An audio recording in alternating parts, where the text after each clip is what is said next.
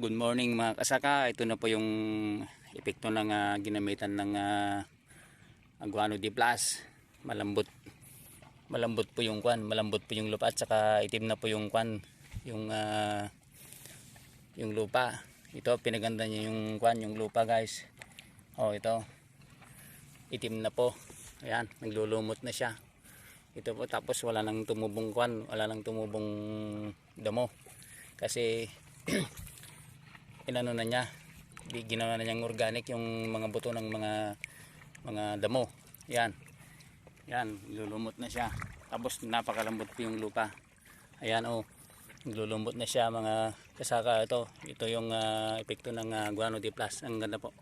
Ayan, ito po ay naitanim ito ng isa-dalawa lang. Tingnan nyo, nagsusuhin na siya, makapal na siya.